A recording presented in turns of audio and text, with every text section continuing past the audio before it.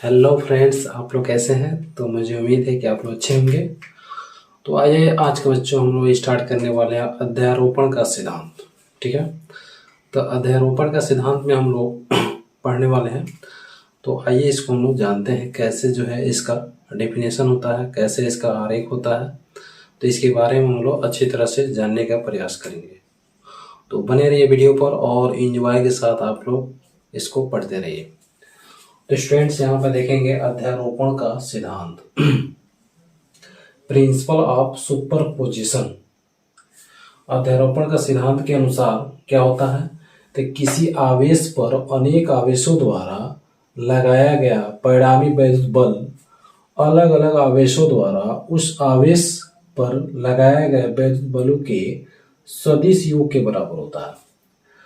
पहला कंडीशन। दूसरा कंडीशन, किसी एक आवेश पर, यानी कोई एक आवेश है, ठीक है, किसी एक आवेश पर लगाया गया बल अन्य आवेशों की उपस्थिति के कारण प्रभावित नहीं होता है। ठीक है, जैसे कहने के मतलब यह है कि आप जो है एक कोई बॉक्स लेते हैं और उस बॉक्स पे जो है 5 न्यूटन का फोर्स लगाते हैं, ऐसे धक्का लगाते हैं। ठीक है, दूसरा आपका कोई सहपाठी आता है, वो भी क्या करता है, ऐसे धक्का लगाता है। वो भी जो है आपसे हो सकता है कि 5 न्यूटन से अधिक फोर्स लगाता हो।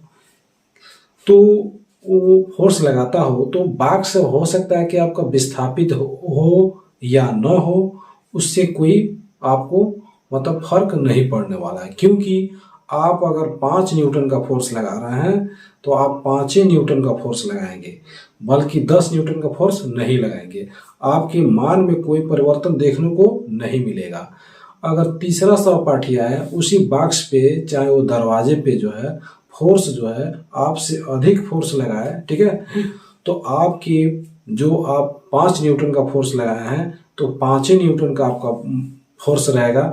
5 से नहीं 4 होगा और नहीं आपका 10 होगा। तो इस तरह से ये जो है अध्यारोपण का सिद्धांत जो है कहता है कि अगर किसी एक आवेश पे अन्य अलग अलग आवेशों द्वारा उस पे जो बल लगाया जाता है उसके परिणामी सदिश योग के क्या होता है, बराबर होता है। तो इस तरह से स्टूडेंट्स हम लोग जान सकते हैं। और यहाँ पे आपको फिगर्स द्वारा भी मैं समझाना चाहता हूँ। तो यहाँ पे दूसरा कह रहा है कि किसी एक आवेश पर लगाया गया बल अन्य आवेशों की उपस्थिति के कारण प्रभावित नहीं होता है। मान लीजिए कि ये आपका ये ब्लैक बोर्ड हो गया, ठीक है, मैं इसको ऐसे धक्का लगा रहा हूँ, ठीक है, 5 न्यूटन का हम फोर्स लगा रहा है। फिर दूसरा कोई स्टूडेंट आ गया, वो भी क्या कर रहा है, आपको 7 न्यूटन का फोर्स लगा रहा है। फिर तीसरा कोई आ गया, वो भी जो है 10 न्यूटन का फोर्स लगा रहा है। तो अब यहाँ पे आपको ये होता है कि यहाँ पे आपको 5 न्यूटन के अपेक्षा दूसरा आया तो 7 न्यूटन लगाया, तीसरा आया तो 10 न्यूटन का फोर्स लगाया। तो आप जितना फोर्स लगाए हैं 5 न्यूटन का, तो आपके मान में कोई परिवर्तन नहीं होगा। वही एक कह रहा है कि किसी एक आवेश पर लगाया गया बल अन्य आवेशों की उपस्थिति के कारण प्रभावित नहीं होता है। ठीक है, अब यहाँ पे फिगर से आप लोग देखेंगे, यहाँ पे हमने Q1 एक आवेश को ले लिया, ठीक, अब Q1 आवेश हो गया, ये आपका Q2 आवेश हो गया, ये आपका Q3 आवेश हो गया। अब Q2 जो है ये Q1 पे क्या लगा रहा है, फोर्स लगा रहा है। क्या लगा रहा है, फोर्स लगा रहा है। ठीक है, तो इसको हम लोग फोर्स कैसे लिखेंगे, तो वेक्टर के फॉर्म में लिखेंगे। जो 2 जो है किस पे लगा रहा है, 1 पे, यानी ये 2 जो है Q2 आवेश जो है Q1 में फोर्स लगा रहा है। उसी प्रकार ये Q3 जो है Q3 आवेश Q1 में फोर्स लगा रहा है।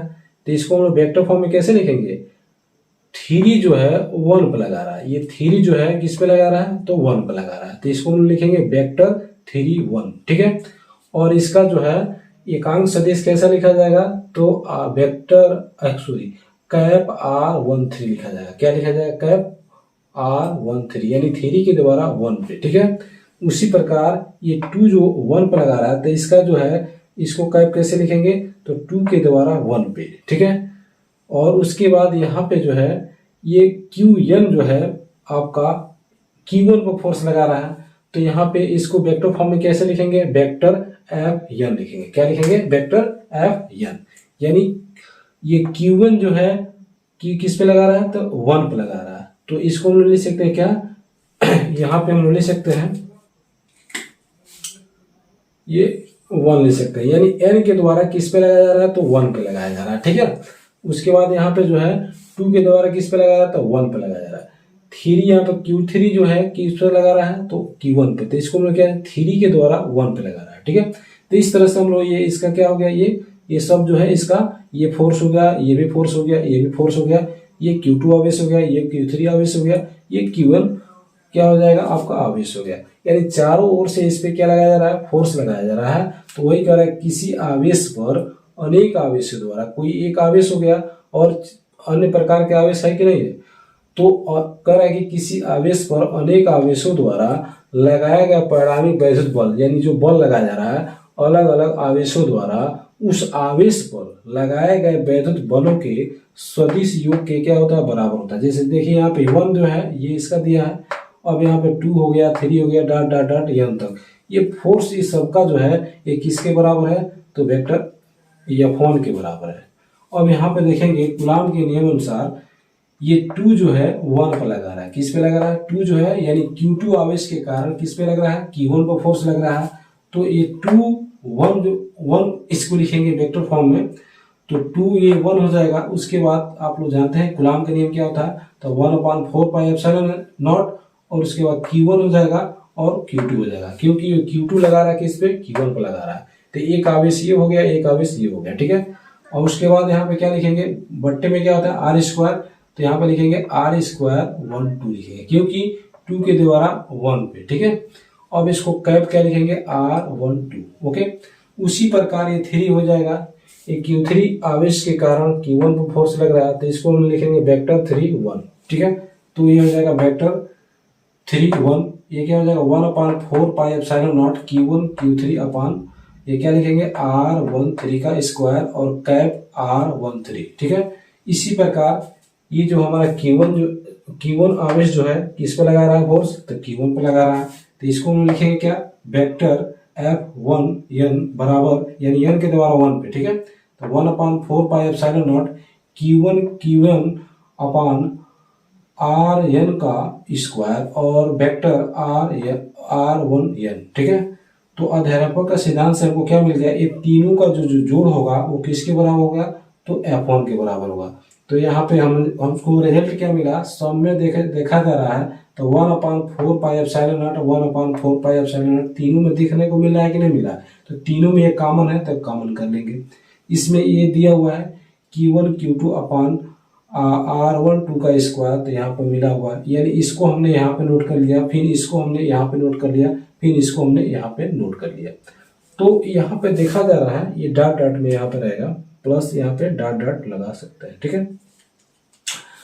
तो ये आपका क्या मिल गया, अध्यारोपण का सिद्धांत जो है यहाँ पे हमने बताया आपको, और लगभग जो है आपको ये समझ में आ गया होगा। इसको हम लोग क्या बोलते हैं, तो अध्यारोपण का सिद्धांत को इंग्लिश से बोला जाता है प्रिंसिपल ऑफ सुपरपोजिशन बोला जाता है, ठीक है, प्रिंसिपल ऑफ सुपरपोजिशन। इस तरह से स्टूडेंट्स अगर कोई इसमें डाउट होता है तो आप जो है कृपया आप कमेंट बॉक्स में अपना राय दे सकते हैं। Okay, thanks for watching my dear.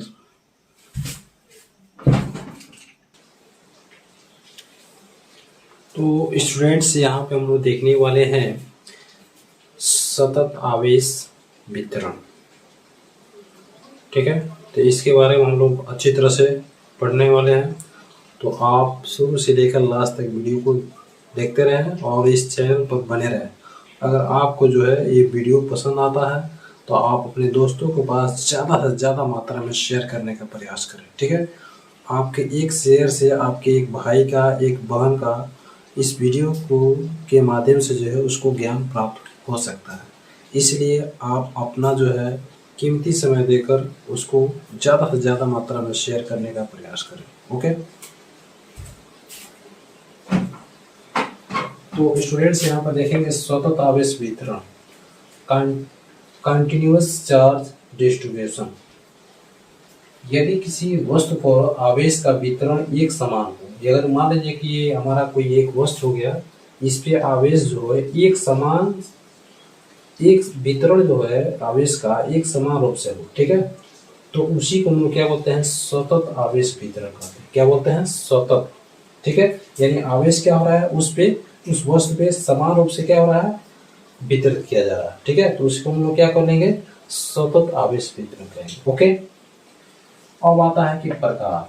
तो सतत आवेश वितरण का प्रकार कितना होता है, तो 3 प्रकार होता है। कितना, 3।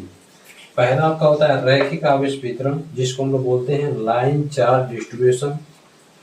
दूसरा होता है पृष्ठ आवेश वितरण, जिसको सरफेस चार्ज डिस्ट्रीब्यूशन। और तीसरा होता है आपका आयतन आवेश वितरण, जिसको वॉल्यूम चार्ज डिस्ट्रीब्यूशन।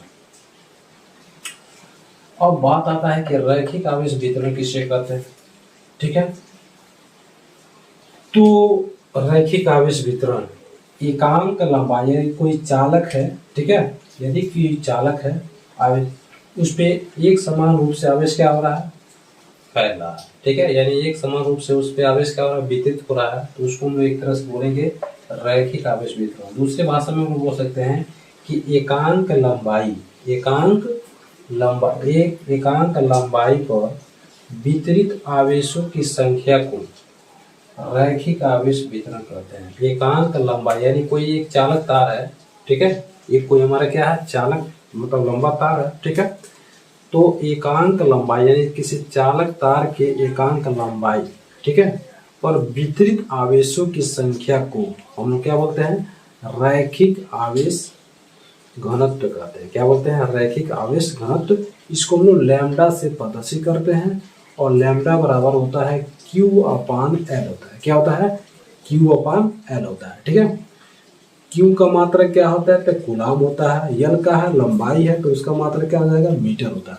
तो यहाँ से हमारा मिलेगा लैम्डा बराबर Q/L, और Q का मात्रक कूलाम और लंबाई का मात्रक मीटर। ओके, तो लगभग आपका पहला जो है रैखिक आवेश वितरण समझ में आ गया होगा। जैसे ये मान लीजिए एक जो है चालक कोई तार है, ठीक है, ये कोई हमारा क्या है, चालक कोई तार है, ठीक है, और इस पे आवेश क्या हो रहा है, एक समान रूप से वितरित किया जा रहा है, ठीक है। तो उसी को हम लोग बोलेंगे रैखिक आवेश वितरण। क्लियर। दूसरा नंबर आता है पृष्ठ आवेश वितरण। जैसे मान लीजिए कोई पृष्ठ हो गया, ठीक है, अब क्या होता है, इसको हम लोग कैसे परिभाषित करते हैं, तो इसको परिभाषित करने के लिए आप सूत्र से परिभाषित कर सकते हैं। तो किसी पृष्ठ के एकांक क्षेत्रफल, किसी पृष्ठ पर के क्षेत्रफल, किसी पृष्ठ के क्षेत्रफल पर, किसी पृष्ठ के एकांक क्षेत्रफल पर वितरित आवेशों की संख्या को हम लोग क्या बोलते हैं, पृष्ठ आवेश वितरण करते हैं।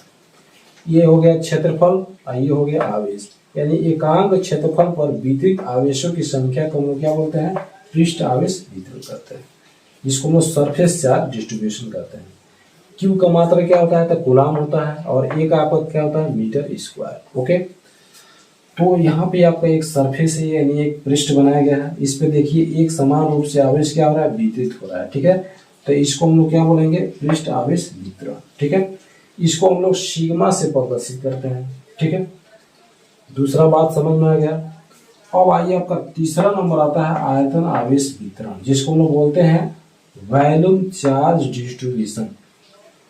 वितरण मतलब क्या होता है, बंटवारा, ठीक है। वितरण जैसे आयतन आवेश वितरण, डिस्ट्रीब्यूशन, ठीक है। इसको क्या किया जा रहा है, ये मान लीजिए कोई हमारा गोला है, ये क्या है, हमारा गोला है, ठीक। अब इस गोले पर एक समान रूप से आवेश क्या किया जा रहा है, वितरित किया जा रहा है, यानी एक समान रूप से आवेश क्या हो रहा है, इस पे वितरित किया जा रहा है। तो उसी को हम लोग क्या बोलेंगे, आयतन आवेश वितरण कहेंगे। आयतन आवेश वितरण को हम लोग रो से प्रदर्शित करते हैं, और रो बराबर होता है Q/V होता है। V आपका क्या है, वॉल्यूम है, और Q क्या है, आवेश है। तो आवेश का मात्रक होता है कूलाम, और वॉल्यूम यानी आयतन का मात्रक होता है मीटर क्यूब। तो इस तरह से बच्चों आप लोग बहुत सिंपल तरीके से जो है इस सूत्र की सहायता से आप इसका परिभाषा को नोट कर सकते हैं। जैसे एक बार मैं और रिपीट कर देना चाहता हूँ, ये आपका लंबाई हो गया, तो कोई हमारा क्या हो गया, एक चालक तार हो गया। चालक तार क्या है, किसी चालक तार की एकांक लंबाई हो गया। एकांक लंबाई पर वितरित आवेशों की संख्या को हम लोग क्या बोलते हैं, रैखिक आवेश वितरण, ठीक। दूसरा आपका पृष्ठ यानी सरफेस यानी एरिया हो गया, क्षेत्रफल। तो इसको कैसे याद करेंगे, तो ये क्षेत्रफल है, तो किसी पृष्ठ के एकांक क्षेत्रफल पर वितरित आवेशों की संख्या को हम लोग क्या बोलते हैं, पृष्ठ आवेश वितरण करते हैं। इससे हम लोग किसे प्रदर्शित करते हैं, तो सिग्मा से प्रदर्शित करते हैं। सिग्मा बराबर क्या होता है, तो क्यू अपान ए होता है। इसका मात्रक क्यू का आप लोग जानते हैं कूलम होता है और इसका मात्रक मीटर स्क्वायर। उसी प्रकार आयतन आवेश वितरण किसे कहेंगे, तो एक सूत्र से रो बराबर होता है क्यू अपान भी होता है। तो किसी गोले के ठीक है, किसी गोले के आयतन पर वितरित आवेशों की संख्या को हम लोग आयतन आवेश वितरण करते हैं। या दूसरे भाषा में किसी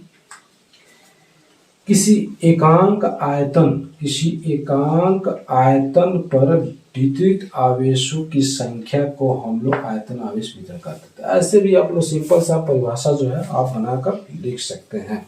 कंसेप्ट आपका क्लियर हो जाएगा तो आप परिभाषा भी आराम से बनाकर लिख सकते हैं। ओके माय डियर, तो मिलते हैं नेक्स्ट वीडियो में, तब तक के लिए जय हिंद, जय भारत, वंदे मातरम।